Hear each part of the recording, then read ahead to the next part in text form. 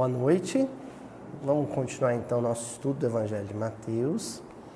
Nós estamos numa passagem que narra a experiência de Jesus ao lado dos discípulos, também na presença de um grupo de fariseus, curando um homem que tinha uma das mãos atrofiada ou mirrada, né?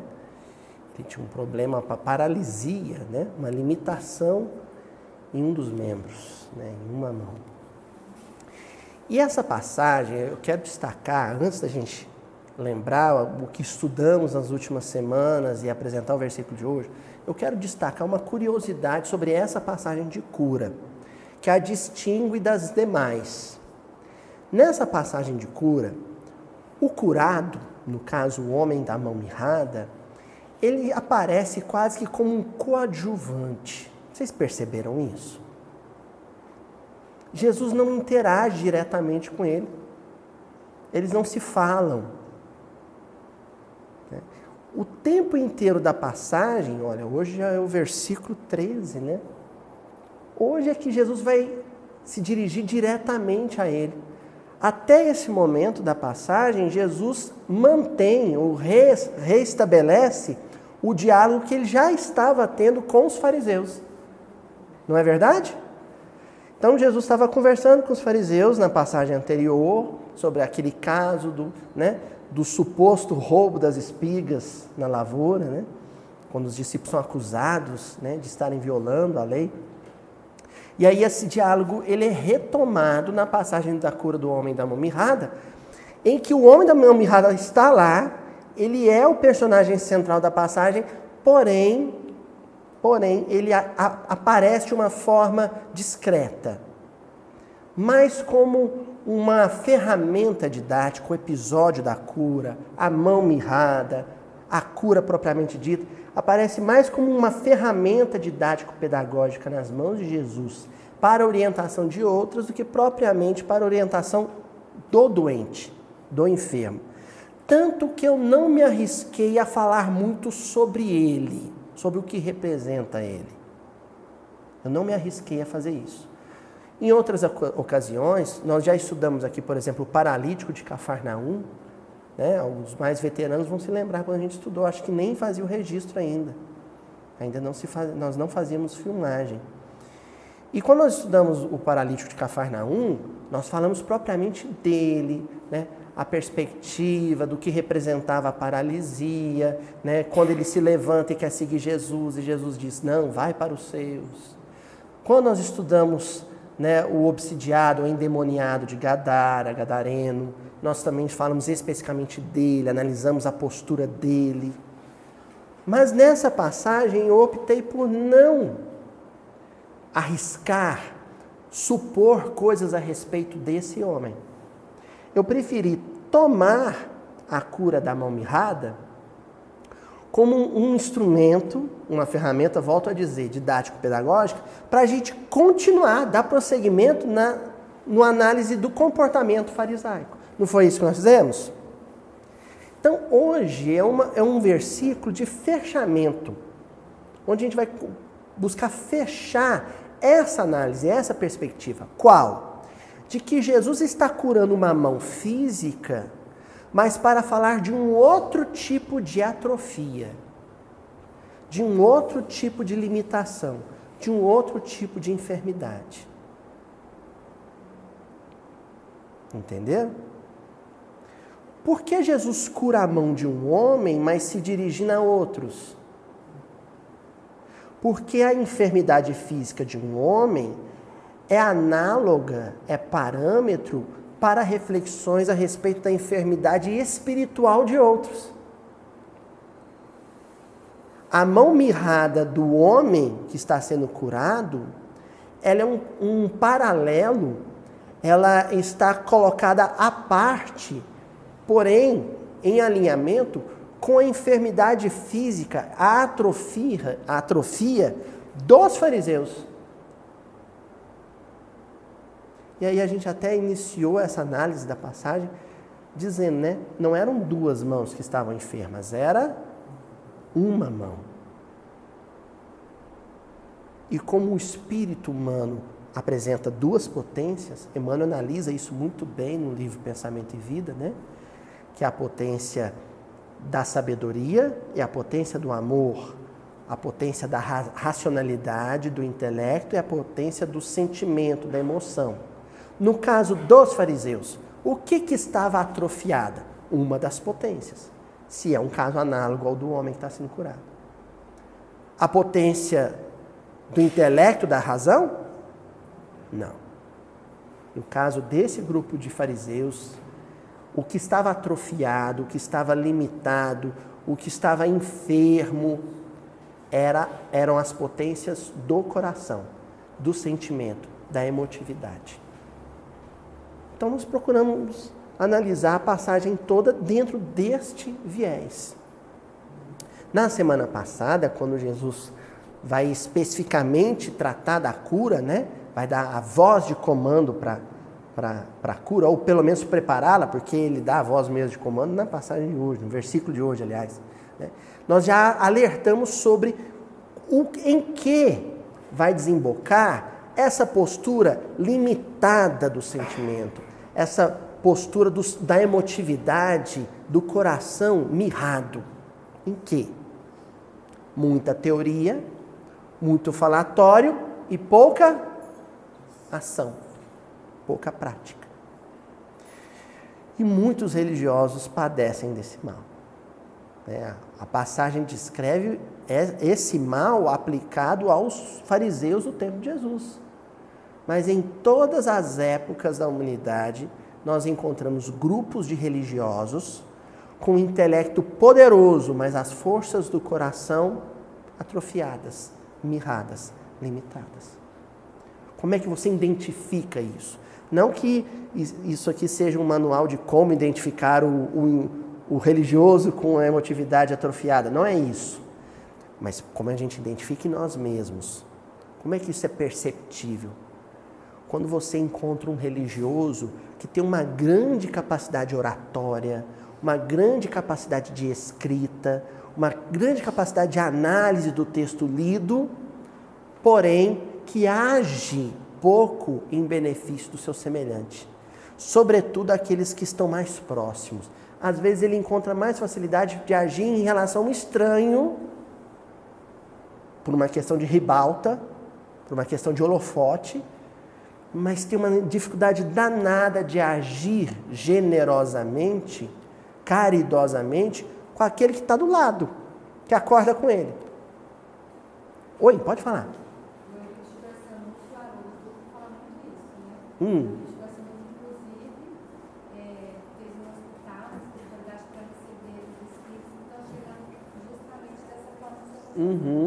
E Eurípides...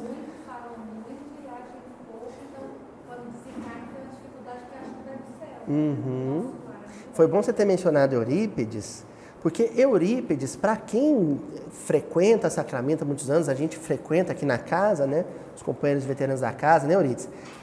Nós já fomos em excursão para Sacramento no 1º de maio. Então lá a gente acabou entrando em contato com familiares de Eurípides, né? Alguns que já estão muito velhinhos, mas que ouviram histórias direto de suas mães, né? Como a dona Igorina, já desencarnada, né? A Nizinha. E esse pessoal conta que Eurípides era um super filho. Né? A dona Meca, ela tinha um amor especial por Eurípides, porque ele era muito dedicado às irmãs, muito dedicado ao pai, seu Mojico, né? Muito dedicado aos irmãos, muito dedicado à mãe, né? Há uma passagem belíssima, assim, Eurípides havia sido chamado, né, feito testes de seleção para o Colégio Pedro II, se não me falha a memória, o Colégio Pedro II no Rio de Janeiro, né, para ter um estudo de ponta, a maior escola do país. E aí, quando ele estava de malas prontas, ele percebe a tristeza da mãe de deixar o filho embora. E aí ele pensa bem, fala, que trocar formação intelectual pelo convívio com a minha mãe? E ele resolve ficar, né? Aí a mãe fica muito emocionada, porque ela tinha começado a chorar quando viu a mala dele pronta. Quando ela retorna no quarto, a roupinha dele já estava de volta no guarda-roupa. E ele já tinha desfeito e ficou. E tinha um grande compromisso em Sacramento, né? Ele não precisou ir para a capital da República, na ocasião, para se tornar uma personalidade tão importante na história nacional. Ele só precisou ser bom filho. Só isso. Ele só precisou ser bom filho e ficar em Sacramento. Aí em Sacramento ele funda uma escola de vanguarda que tem educadores europeus que vêm passar temporadas aqui para conhecer o método de ensino dele. Tudo porque ele resolveu ficar na companhia da mãe. Então, só para a gente ilustrar o oposto do que a gente tem analisado nas últimas semanas. Nós temos analisado intelectuais religiosos, né, teólogos com raciocínio muito apurado, com uma intelectualidade muito afiada, porém com um sentimento mirrado, atrofiado, frios, muito insensíveis para a necessidade e para a dor do semelhante. É o que a gente tem estudado. No versículo de hoje, que é o versículo 13 do capítulo 12 do Evangelho de Mateus, que nós vamos estudar, a passagem diz o seguinte: então diz ao homem, Jesus vai dar a voz de comando, né, para o episódio de cura. Estende a mão. Estende a mão. Ele a estendeu e foi restaurada, ficando sã como a outra. Jesus aqui, a passagem, está falando de cura da mão, de fisioterapia? Não. Quer dizer, sim, se você quiser ficar na primeira camada, a mais superficial, ficar no verniz. Agora, se você quiser mergulhar na passagem, mergulhar no versículo e tirar a essência, o tutano espiritual, o néctar espiritual do versículo, aí você tem que pensar em outra coisa. Estende a mão, e a mão ficou restaurada e saudável, sã, igual a outra. Se nós, nas últimas semanas, seguindo essa sequência de versículos, falamos de emoções, sentimentos limitados, estreitos, exíguos, falar de cura hoje é falar de renovação das forças do coração. Gente, você sabe, no mundo acadêmico, quem começou a falar sobre isso, assim, mais recentemente? Zygmunt Bauman, um dos maiores pensadores do século XX. O Bauman, ele é um grande crítico da modernidade. Tanto que, a princípio, ele até cogita uma chamada, o que ele chamou a princípio de pós-modernidade, depois ele recua nisso, fala, não, é modernidade ainda, porque os valores da modernidade permanecem todos, né? Os ideais de felicidade burguesa, né? Eles permanecem todos. Porém, a radicalização desses ideais, por exemplo, vou citar o individualismo, promoveu uma sociedade doente. Né? É uma análise justamente disso que a gente está enfatizando aqui. O Bauman, ele quando vai, por exemplo, comentar as redes sociais, ele vai fazer uma crítica das redes sociais e fala, poxa vida. Aí ele conta uma história interessante, uma entrevista, o Bauman, ele vai falar assim, outro dia eu encontrei um jovem que me falou que tinha mais de 800 amigos. Aí o Bauman disse, eu tenho 80 anos, eu conto assim, de verdade, amigo 20. Eu falei, como é que é isso? Certamente não são amigos. Certamente, para ter esses 800 seguidores da rede social, esse rapaz não tem nem os 20 amigos que eu tenho. Porque os laços afetivos, os laços do coração, foram ficando ressequidos, foram mirrando, né? Ele fala que eu tenho 800 amigos, estou sozinho no quarto. Pois é, a geração de hoje, né, que na verdade não cumprimenta nenhum deles quando encontra na rua, né? E aquele cara que está no meu perfil do Facebook. Ai, vou fingir que não vi para ele não me pegar de conversa. Não fala bom dia. A nossa sociedade avançou muito aqui no cérebro, o grau de escolaridade, o grau de instrução, a intimidade com os artefatos tecnológicos, mas no campo das relações afetivas, da construção de laços emocionais, de coração para coração, nós nos temos mostrado extremamente inábeis, ineficazes, incompetentes. Hoje nós vamos falar, e a palavra aqui da vez é essa, a palavra para ser analisada minuciosamente é essa, nós vamos falar de restauração. Restaurado. O que precisa ser restaurado? Aquilo que está em ruínas. Né? Você largou aquela ferramenta em desuso, né, seu Murilo? Enferrujou, né? Ficou lá, jogará literalmente as traças. Aí um dia você fala assim, opa, isso aqui precisa voltar à vida. Isso aqui precisa renascer. Aí você começa lixando. A Muri é fera nisso, né, Muri? Aí você começa lixando. É isso, Muri? Primeiro lixa, né? Lava, lixa, passa um vernizinho, um antigripante. Aí você vai restaurando para voltar a usar. A restauração dos movimentos da mão do doente está em paralelo, posto ao lado de uma outra análise que nós estamos propondo aqui. A restauração do mundo afetivo. O renascimento das relações no campo afetivo. Que porque não são exercitadas, estimuladas, incentivadas, caíram em desuso, e porque caíram em desuso, mirraram, adoeceram. O que o Evangelho está dizendo para os corações nos dias de hoje? Estenda as mãos. Curioso isso, né? Essa frase do versículo. Uma vez eu vi um documentário, o Ferreira Goulart, poeta Ferreira Goulart, contando como é que se tornou amigo do Vinícius de Moraes.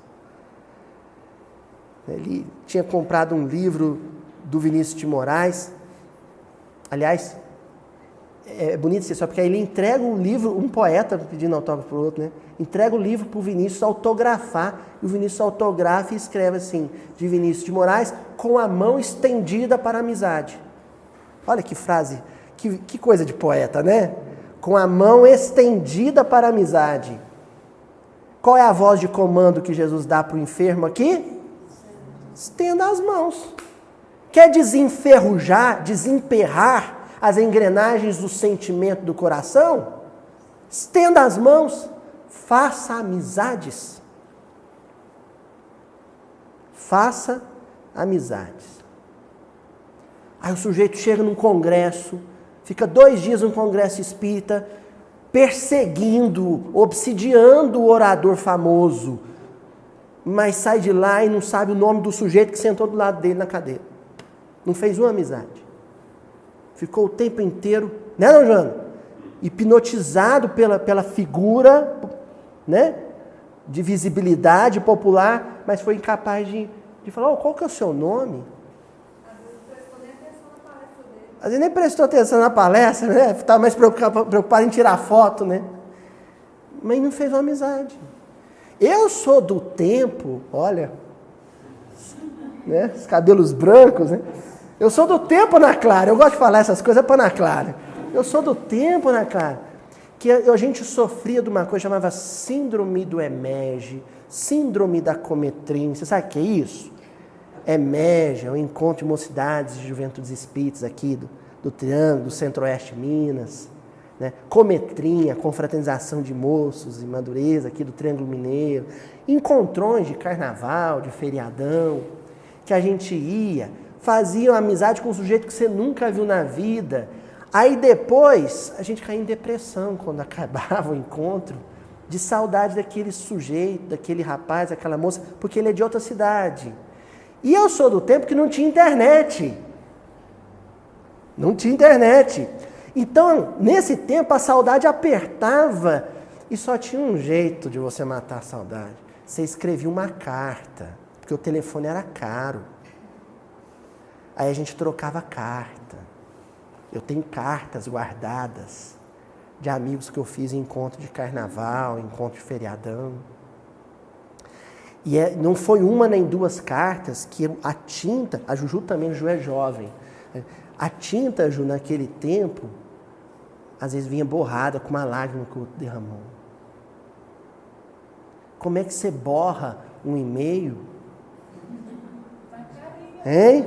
Ah, faz carinho, faz emoji, tá certo. Tá certo, tá certo. Né? Ah, mas lágrima é lágrima, né?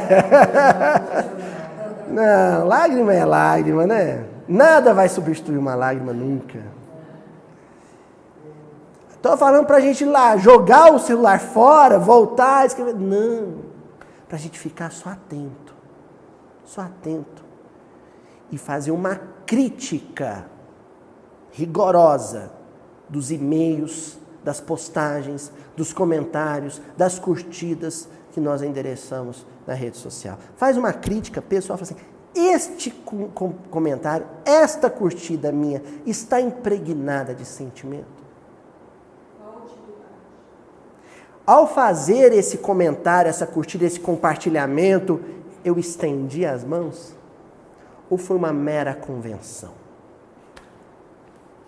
Um formalismo cibernético? Só fazer esse exame. Estenda as mãos. Ao estender as mãos é que se inicia o processo de restauração das forças do coração. Oi, Iris. Isso, era muito gostoso, né? Porque a gente hospedava nas nossas casas, né? Aí às vezes eu vou fazer palestra fora, o pessoal me pergunta assim, Luiz, você quer que eu reserve um hotel? Eu falei, de jeito nenhum, porque eu cresci nesses encontros, a gente se hospedava na casa das pessoas. Aí era mais gostoso, né? Você ficava amigo do cachorro, né? Você mexia no álbum de retrato da família, era mais gostoso. Se bem que hoje a gente bisbilhota o álbum de foto dos outros também, né? No Facebook. Mas para saber se fez o aniversário e não te chamou. Não é assim? Sei dessas coisas. Ó, quem não é capaz de estender as mãos, quem é incapaz de construir uma amizade, e o mais difícil, hein? Mantê-la. Sustentá-la por longas datas, por anos, cai no campo dessa leitura que eu vou fazer aqui do Emmanuel, que está lá no livro Pão Nosso, capítulo 44, se chama Curas. Para falar de curas, o Emmanuel vai falar de enfermos. E enfermo mesmo, para o Emmanuel, só tem um: aquele que é incapaz de fazer e manter uma amizade. Aí ele pega um versículo de Jesus, em que Jesus diz, lá no Evangelho de Lucas, capítulo 10, versículo 8, e curai os enfermos que nela houver, e dizei-lhes, é chegado a vós o reino de Deus. Cura o corpo, mas não esqueça de anunciar o reino de Deus. E o reino de Deus é um lugar ou um tempo em que todos são amigos. É o império da amizade. É o império da amizade. Um dos maiores tesouros da minha vida é ter sido professor da Murielle na 7ª série e tê-la ela como minha amiga. Foi no meu casamento. E projetou a minha churrasqueira. E ela é vegetariana. Isso é uma prova de amizade. Né, Muri? Tem coisa mais bonita que isso. É o império da amizade. O reino de Deus é o império da amizade. É a vitória da amizade, é o triunfo da amizade. Aí o Emmanuel vai começar a analisar os doentes e diz assim: realmente Jesus curou muitos enfermos e recomendou-os de modo especial aos discípulos. Ele curou enfermo físico e falou para os discípulos: cura. Todavia, o médico celestial não se esqueceu de requisitar ao reino de Deus quantos se restauram nas deficiências humanas. Mas para as doenças do coração, o remédio é o reino de Deus, o império da amizade. Não nos interessa apenas a regeneração do veículo em que nos expressamos, mas acima de tudo, acima de doença física, o corretivo espiritual.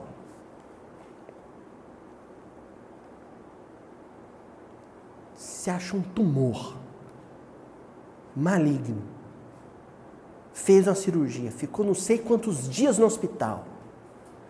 Se naqueles 40, 50 dias no hospital, você fez amizade com 2 enfermeiros, 3 auxiliares de enfermagem, a moça da limpeza e 2 médicos, e saiu de lá com uma dezena de amigos, valeu o tumor. Abençoado o tumor que te deu isso. Talvez na sua arrogância saudável, você fosse incapaz de fazer em uma semana. Abençoado o tumor. E mais, aquelas amizades que estavam fragilizadas na enfermidade, elas se robusteceram, se intensificaram, se fortaleceram. Foram restauradas. Não tem problema nenhum ficar doente. Né? A gente fala para os outros, deseja feliz aniversário, assim, muita saúde, não, você vai falar assim, feliz aniversário, muita amizade, que você faça nesse próximo ano, muito amigo, que recupere as amizades que perdeu. Esses são os votos de aniversário que a gente deveria dizer. Saúde não precisa ter não, gente. Para ter amigo você não precisa estar saudável. Às vezes, você precisa estar doente para recuperar uma amizade, para fortalecer as que estão enfraquecidas e para conquistar novas. Às vezes, você precisa estar doente.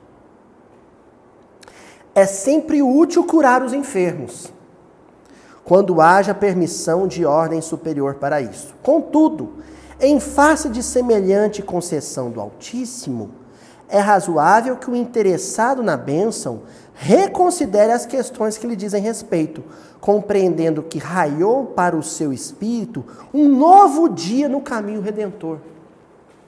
O sol raiou. Você estava na escuridão, sem amigos. Fez uma amizade, é um raiozinho de sol, que entrou na fenda da janela. Fez outra amizade, outro raiozinho de sol. Aí quando você fala, quer saber? Eu vou ser amigo de todo mundo. Você abriu a janela. E amanhã invadiu sua casa. Pronto. Toda escuridão foi dissipada.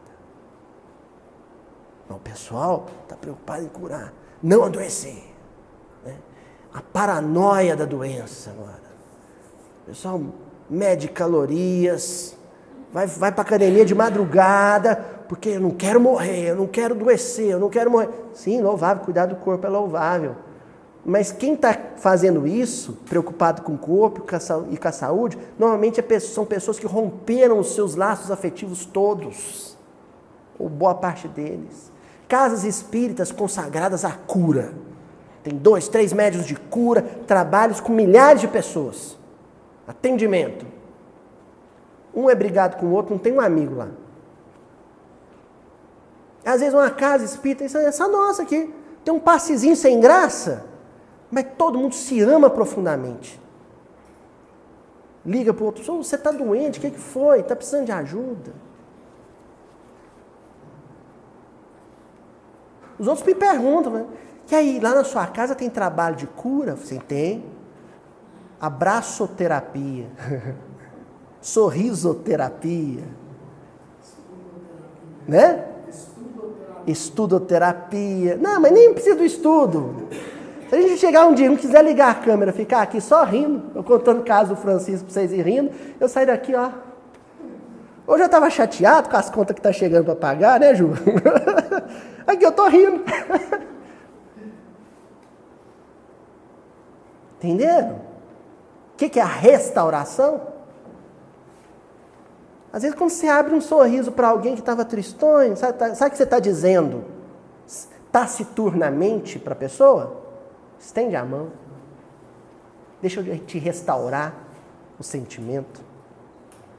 Pronto. Livro Caminho, Verdade e Vida, capítulo 7. O título é muito bonito. Tudo novo. Tudo novo. E às vezes, para você erguer um prédio novo, você precisa implodir o que estava em ruína, né? Implosão é impacto. Às vezes a espiritualidade superior vai precisar trazer um desemprego, uma dificuldade financeira. Por isso que não senta tão vazio, né? A gente não faz o discurso da teologia da prosperidade, né? A gente fala, você vai virar espírita? Então prepara, meu irmão. Vai desempregado, adoecer, sabe? Seu cachorro vai ter sarna, vai ser um negócio terrível, assim. E aí vai essa implosão de dificuldades, vai te falar, poxa vida, só tem uma coisa que nada vai me roubar. Afeto. E aí as coisas começam, um brotinho, né? Começa a nascer, uma florzinha começa a desabrochar, uma graminha nova começa a sair do chão. Quando você vê, está tudo verdejando. Simplesmente porque você se lembrou que amigo é um negócio que nada vai te roubar. Nada vai te tirar. Tudo novo. As coisas se renovam. Assim é que se alguém está em Cristo, se alguém dentre os seus muitos amigos vê em Jesus o seu melhor amigo, nova criatura é. As coisas velhas já passaram. Eis que tudo se faz novo. Isso é de Paulo, está na carta aos Coríntios, segunda carta aos Coríntios, capítulo 5, versículo 17. Aí o Emmanuel vai fazer um comentáriozinho desse versículo.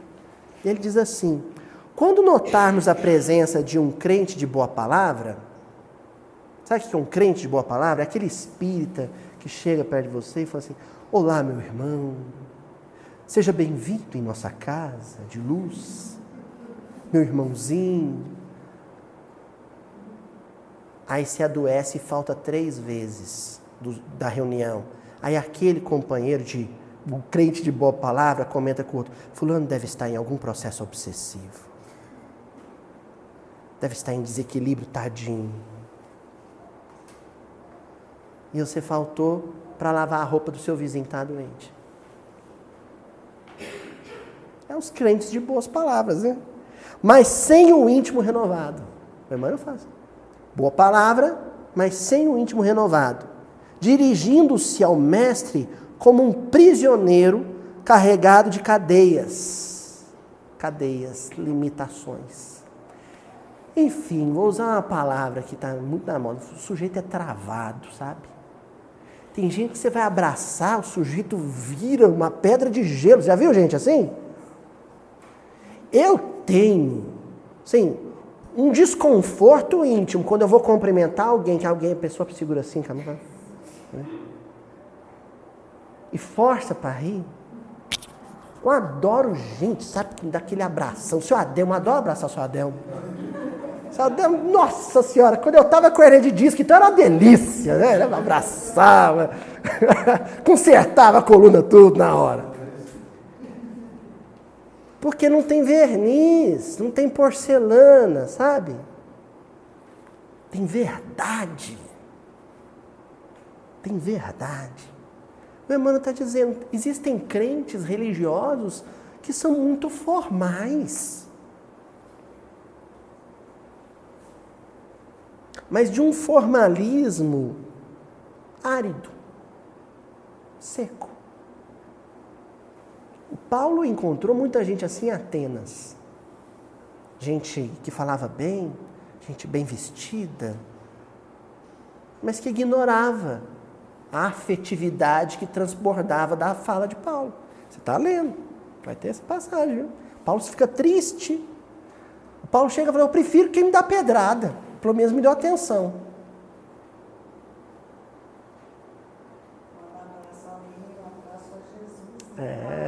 A canção do João Galberto, não é assim?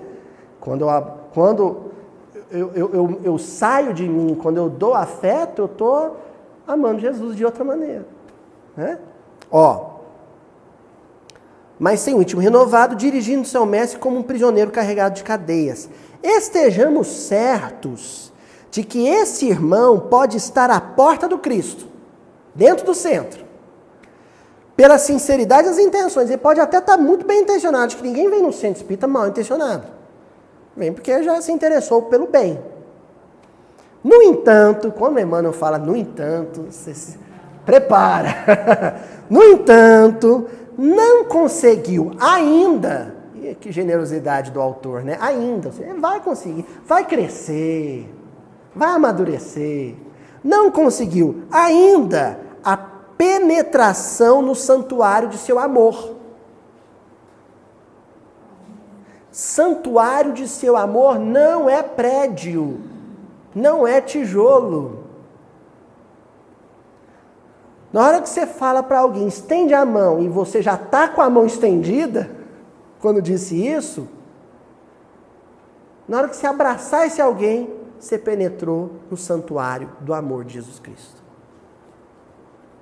Confissão de fé é laço estreito. Agora eu vou fazer uma observação aqui. Muitas agremiações religiosas hoje, muitas delas cristãs, têm esse ideal da boa acolhida para os seus. Para quem é do seu time, da sua tribo.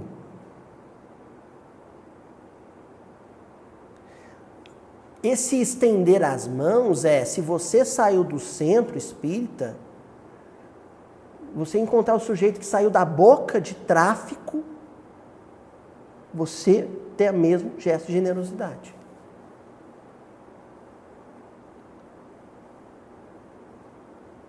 Para todos.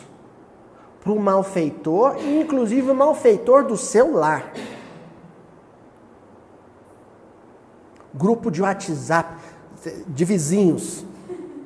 Tem isso, né? Grupo de WhatsApp de vizinhos para garantir a segurança do bairro. Já viram isso? Aí eu estou num lá. Aí esses dias 2 meninos entraram na casa de uma senhora, estava roubando a televisão dela. Ela chegou em casa e eles estavam saindo da casa tentando roubar a câmera.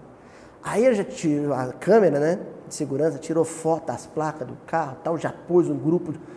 Aí já começou, né? Aí temos que nos proteger, nos precaver. Eu falei, daqui a pouco vou falar de posse de arma.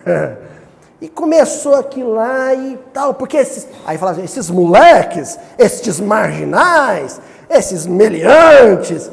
Aí eu pensei assim, cretinamente, será que se eu pedir uma oração para esses dois, eles me expulsam do grupo? Pelo menos eu não vou ser indelicado de sair, né? Quase, segurei assim, falei, não vou fazer isso não. Vou fazer isso não. Eles odeiam demais para eu pedir para eles uma oração para o malfeitor, né? Isso é coisa de doido, né? Pedir uma oração para o malfeitor, não. Aí é pedir demais. Guardei aqui. Aí fiquei pensando. A gente faz amizade com gente boa, né? Critério de amizade para nós é esse. Todas as vezes que Jesus foi generoso com um dos seus algozes, ele estava dizendo para o seu algoz, estenda a mão. Estenda a mão. Não é? Aí é forte, né, seu Adel? O sujeito fala assim, eu te odeio. Você fala assim, vamos ser amigo? Eu não me importo que você me odeie. Você quer ser meu amigo? Você desarma o outro, não é? Estevão fez isso com Paulo. Paulo tratando ele literalmente a pedrada, não é, seu Murilo? Tratando ele a pedrada e ele dizendo, pode me tacar a pedra, Mas, na hora que você cansar de tacar pedra, você não quer ir ali pra gente comer um pãozinho, tomar um vinho doce, não?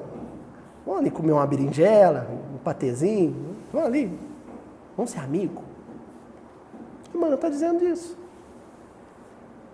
Restaurar a mão mirrada é fazer funcionar uma coisa que está emperrada, travada. A capacidade de construir uma afeição. É disso que o irmão está dizendo. Isso é renovar as coisas. E aí ele lá no Palavra de Vida Eterna, no capítulo 90, ele vai dizer assim, em constante renovação. Sabe por que o Emmanuel pôs esse título no Palavra de Vida Eterna? Em constante renovação, porque a gente cansa. Aí a gente diz assim, eu tentei de todas as maneiras fazer amizade com o sujeito, mas não dá não. A gente vai perdendo o fôlego. A gente começa bem, mas vamos ser amigo. Aí você começa a ver os defeitos, lógico, se aproxima, né? O Caetano Veloso dizia, né? De perto ninguém é normal, né? Você vai para a convivência, você vai ficar de perto, você vai achar os defeitos, vai achar espinha na cara, né? Vai ver o cabelo na orelha, vai... Aí o sujeito, não é bem como eu imaginei, aí se cansa. Por isso Emmanuel vai dizer nesse título, que esse processo de renovação das forças do sentimento, ele deve ser constante. Ele está falando de perseverança. Amizade é um negócio com que você deve perseverar. Tudo isso nós estamos dizendo, gente, antes de começar a ler a passagem do Emmanuel, a lição do Emmanuel. Jesus está dizendo isso não é para um homem da mão mirrada. Para quem Jesus está dizendo essas coisas? Para o fariseu. Ele está dizendo para o fariseu, você acabou de encontrar com a gente ali na estrada, você podia puxar um papo e fazer amizade com a gente, você preferiu censurar meus discípulos porque eles estavam comendo espiga da plantação. Olha aqui o tanto de amigos que vocês deixaram de fazer, 12, tudo gente boa. Um negou, um traiu, os outros deram no pé, tudo gente boa. Olha os amigos que vocês deixaram de fazer. Sou amigo deles, faz 3 anos já, nessa existência. Jesus está dizendo para os fariseus, olha quanta coisa boa vocês estão perdendo, deixando de ter. E para os discípulos, a plateia e o auditório era fariseus que não tinham amigos, incompetentes para fazer amizades, e os seus discípulos que eram incompetentes para manter. Brigavam um com o outro o tempo inteiro. Aí tem esse versículozinho de Paulo, olha, renovai-vos no Espírito. Renovai-vos no Espírito. Tá? Deve ficar passando creme facial só para, né? Não é assim? A gente quer rejuvenescer, renovar a matéria. Não tem jeito, gente. É uma coisa chamada gravidade, lei da gravidade. Não tem jeito. Tá? Papada vai cair, a pálpebra vai cair, não tem jeito. Agora o Paulo está dizendo, renova os votos de amizade. Não é assim no casamento? Renovação de votos? Nossa amizade está completando 20 anos. Vamos renovar os votos para mais 20? E assim vai renovando. Às vezes esses votos vão acontecer em meio a uma crise. Em meio a uma crise.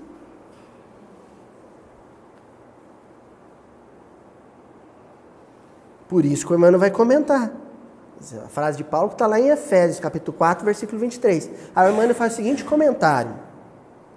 Aperfeiçoar para o bem é impositivo da lei. Lei com L maiúsculo. Em síntese, o resumo da ópera. O que Deus determinou para o homem? Sejam amigos.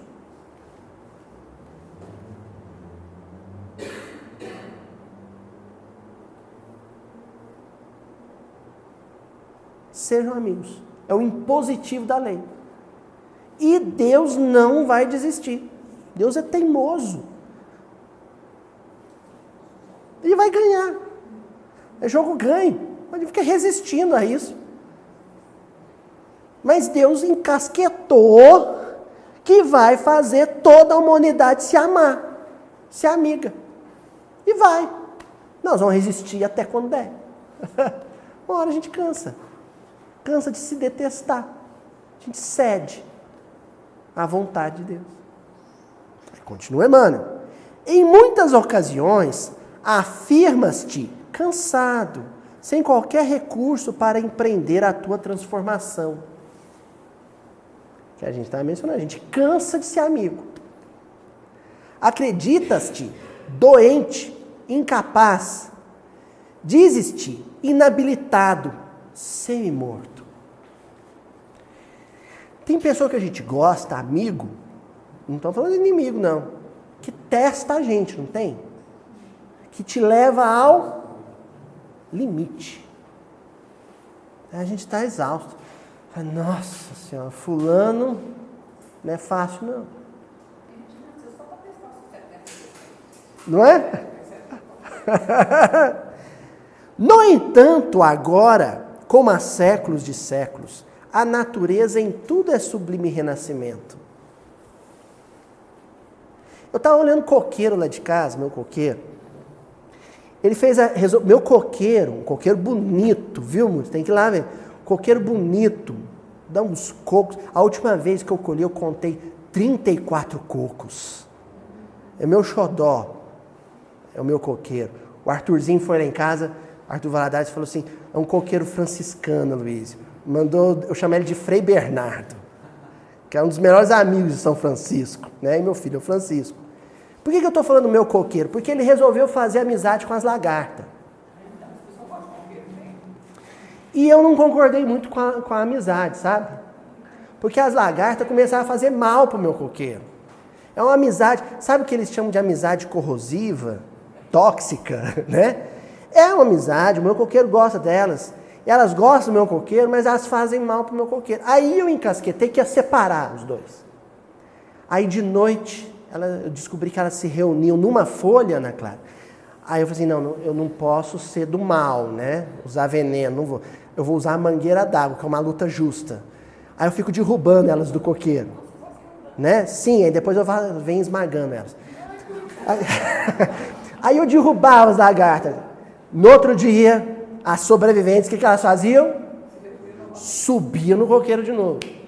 Aí eu comecei a perceber, falei assim, gente, aí é uma relação de amor, não vai adiantar. Meu coqueiro cismou que vai continuar amando elas. Aí assumiram. Achei que elas... Hoje cheguei em casa, adivinha? Estão lá as lagartas de novo. Então não adianta separar a gracinha do carinana. Não adianta. Tem dia que o meu coqueiro está cansadinho, machucado por elas, as folhinhas estão tudo comidinhas. Mas ele continua nutrindo as danadinhas. Adivinha o que aconteceu com as lagartinhas? Um dia cansaram de rastejar, criaram asa e voaram. Graças ao martírio, ao sacrifício por amor do meu coqueiro. Viraram borboleta bonitinha, foram polinizar a flor. Viram? Oi? Continua dando fruto. Porque o bem, sob a inspiração de Deus, é teimoso também. Né? É. Ó, deixa assim que a tua emoção, nós não estamos falando de atrofia do coração?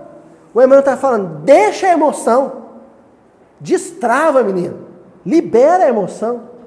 Deixa assim que a tua emoção e a tua ideia, as duas forças, a emoção e o pensamento, se transfigurem para fazer o melhor. Estuda, raciocina, observa e medita. Puxa vida! Manual de instrução de como construir uma amizade e depois preservá-la. Estuda e raciocina. Estuda e raciocina. Isso é intelecto. Vem no miudinho, pega os livros do Emmanuel, estuda e raciocina. Aí depois que o cérebro fizer essa função, deixa o objeto de estudo e raciocínio descer para o coração, porque aí quem vai observar e meditar é o sentimento. Observar e meditar é força do coração, do sentimento. Durante todos os anos, senhor Adão, que Paulo acompanhou Gamaliel, ele usou cérebro. Ele estudou e raciocinou. Quando ele foi para o deserto, no oásis de Dan, conviver com Áquila e Prisca, pôr o coração para funcionar e construir uma amizade, ali ele foi observar e meditar. Aí é coração, aí é sentimento.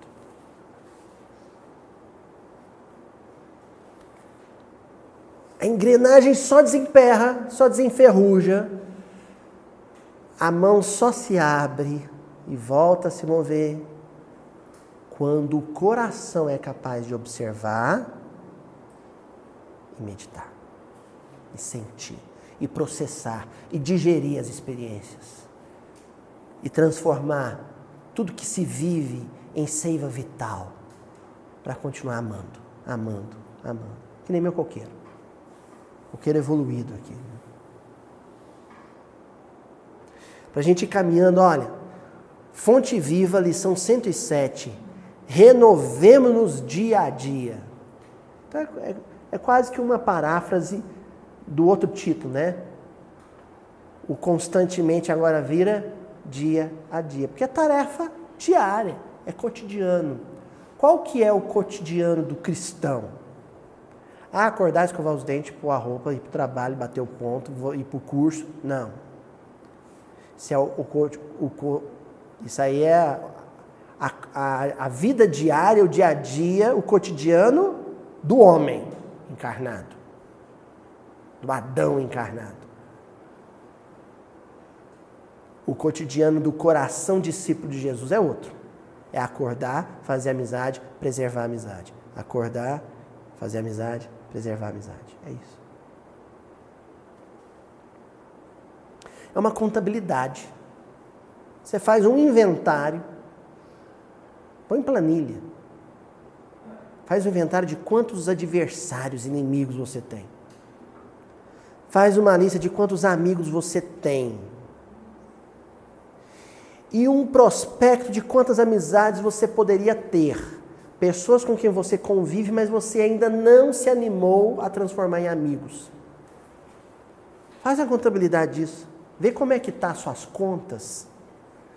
Se você tiver uma lista muito grande de antipatias, uma lista muito pequena de amizades e uma lista muito grande de conhecidos com quem você não se anima a estabelecer vínculo de amizade, você está péssimo. Se desencarnar amanhã, desencarna mal. Sabe? Tem que reduzir urgentemente a lista de antipatias.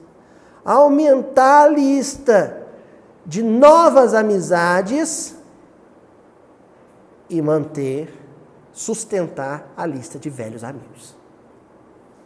Isso é desafio cotidiano. É tarefa de dia a dia. Dia após dia. Por isso que o Emmanuel vai usar um versículo de Paulo, Romanos capítulo 12, versículo 2.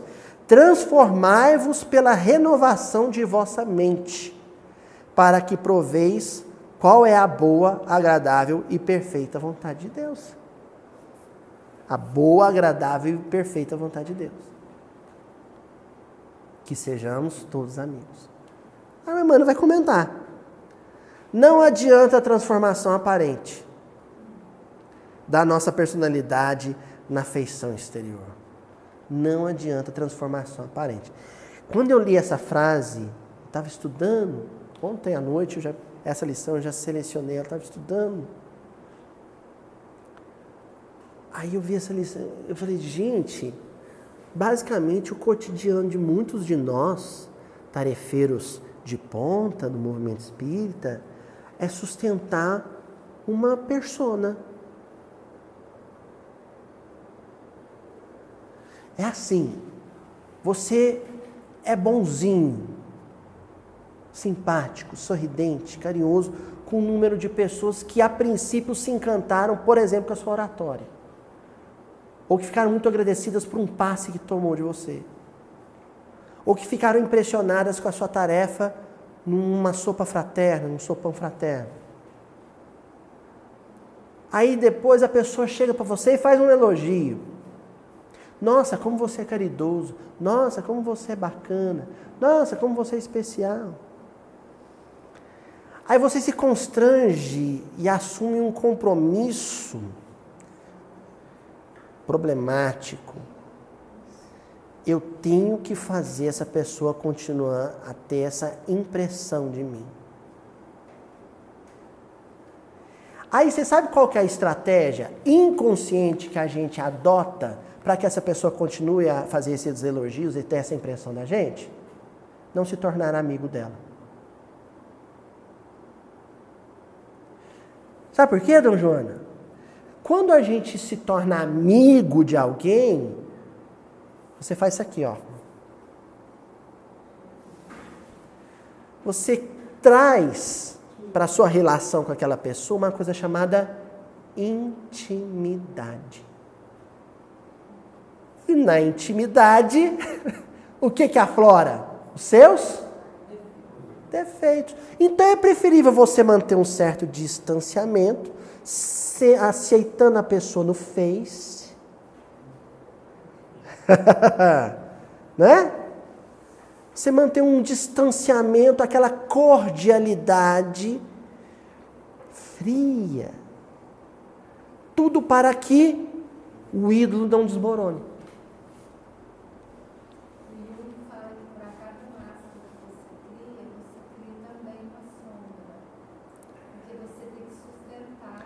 E aquilo com o tempo se torna um fardo. Até quando?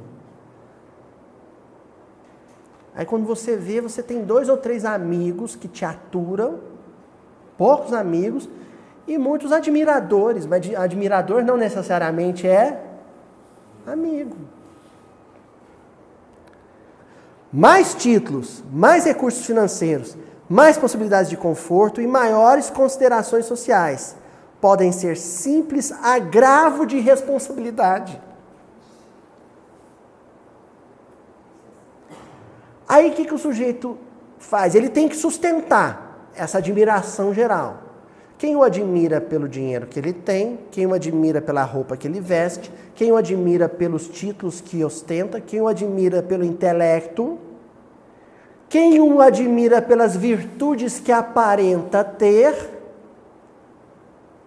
Muitos admiradores. Poucos amigos. E esse fardo a ser carregado. E uma coisa que dói, viu? Dos que são íntimos, dos próximos, ouvi sempre o seguinte: eu vou contar para o fulano quem você é de verdade. Vou contar para os seus fãs quem você é de verdade. Hoje está parecendo uma coisa meio autobiográfica, né?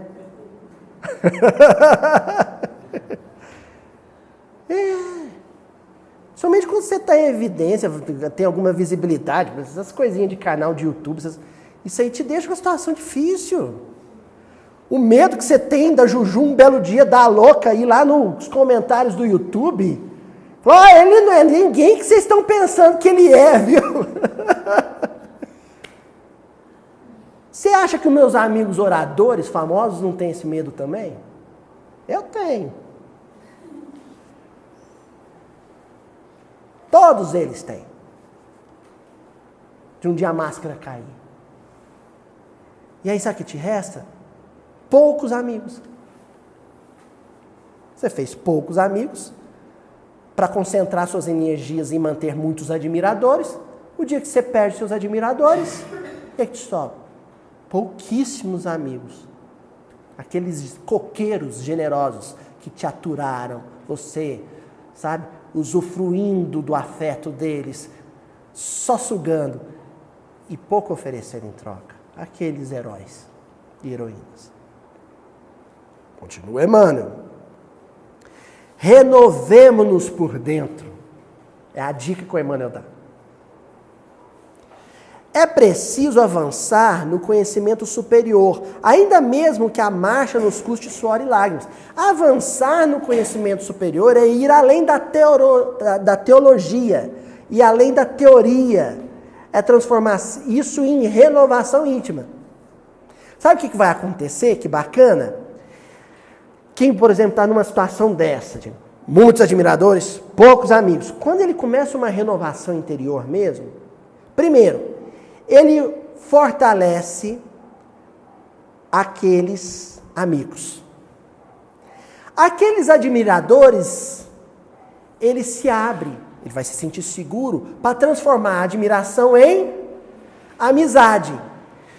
E um detalhezinho que eu não tinha comentado aqui. Geralmente, quem tem muitos admiradores e poucos amigos, tem muitos antagonistas. Tem muitas antipatias. Irritou muita gente. Aí, renovando interiormente, ele vai conseguir começar a transformar aquelas antipatias em admiradores. Quiçá, amizades.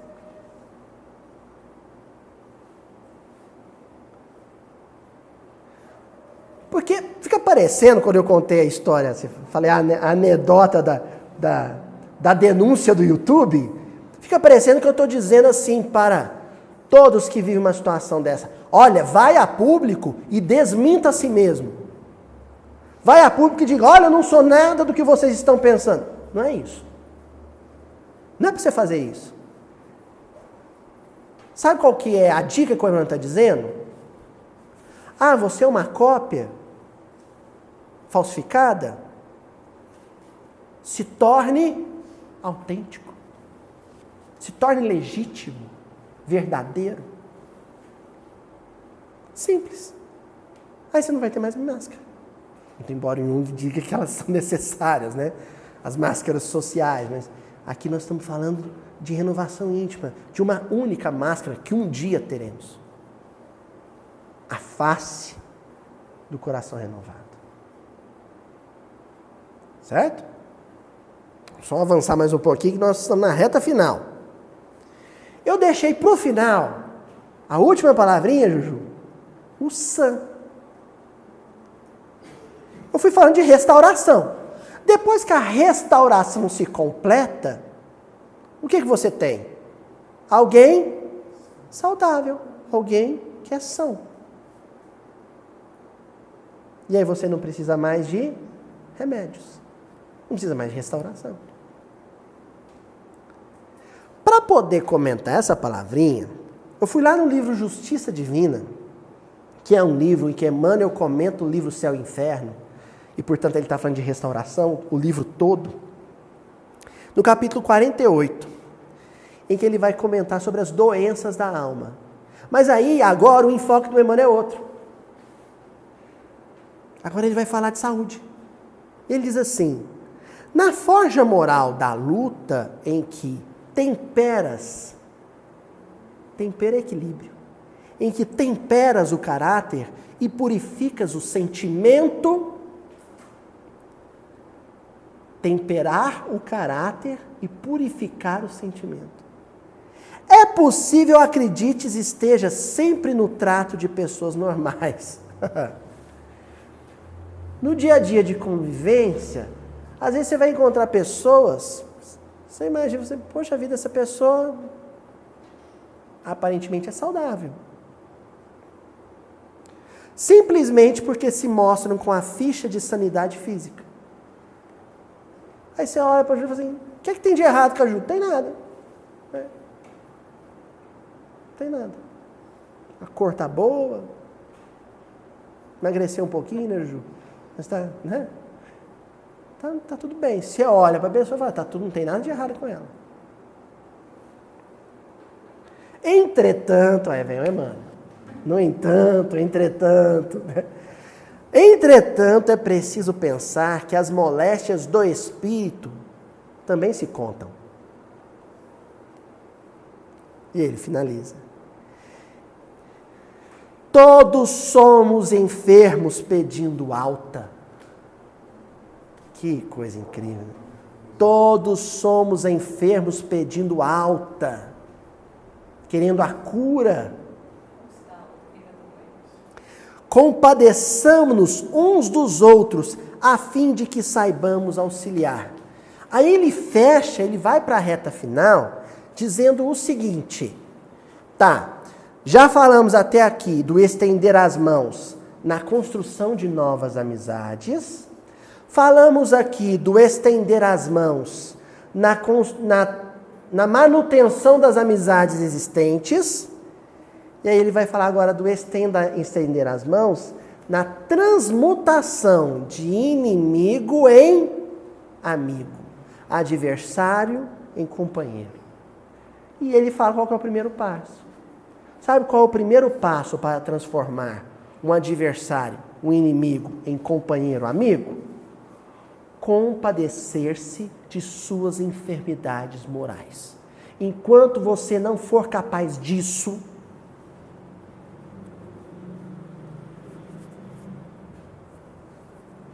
sabe?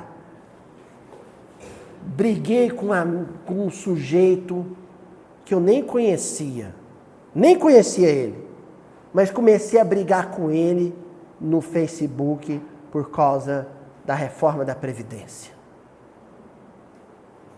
Comecei a brigar com ele por causa da escolha partidária dele, política.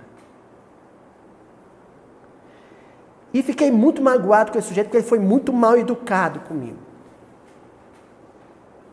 Primeiro passo para você começar a tentar olhá-lo com simpatia. Ele foi mal educado?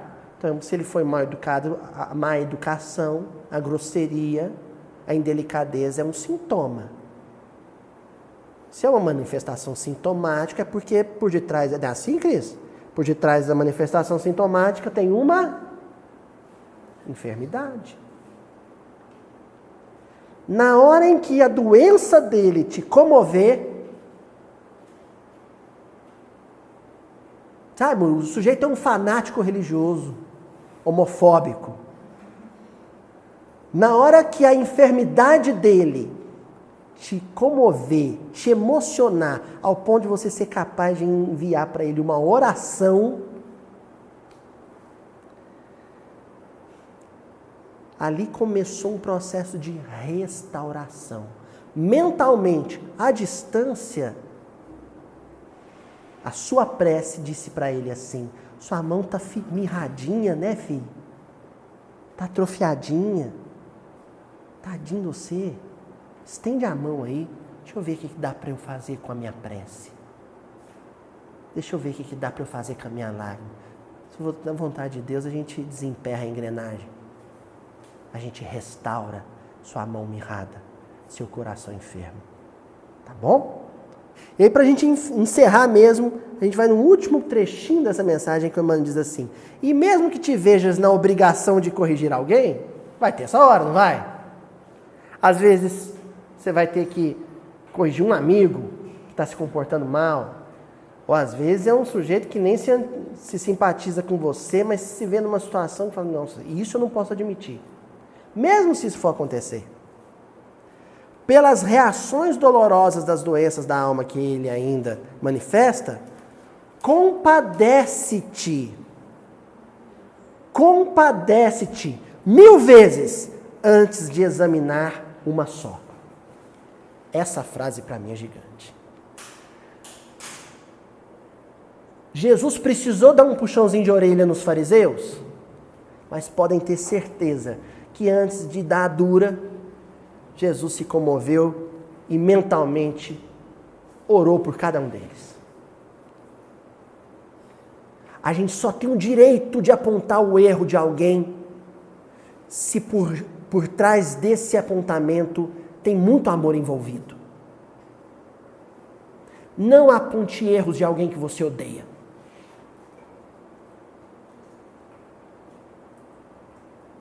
Se você odeia aquele político, não comente os erros dele. Porque o seu comentário está impregnado de ódio. Então ele não serve para nada.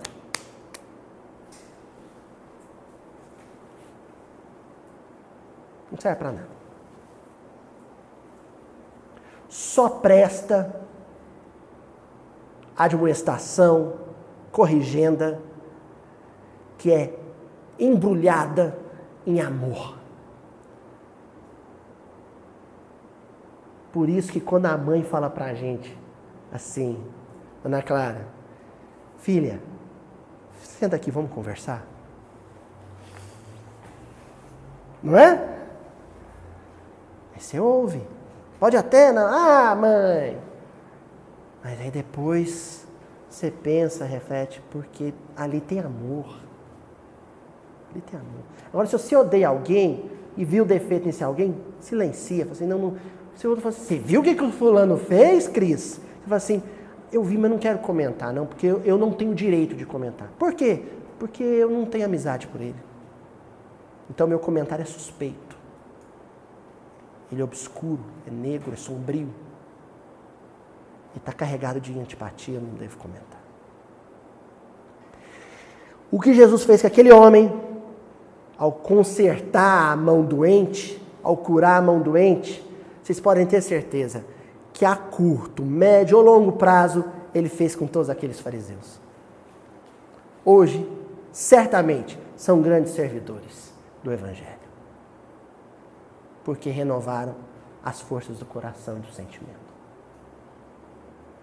Certinho? Até semana que vem. Mas eles já começam assim, não há quem não possa fazer o bem. Está andando? Pode fazer o bem. Está na cadeira de roda? Pode fazer o bem. Está com dinheiro no bolso? Pode fazer o bem. Não tem um tostão? Pode fazer o bem.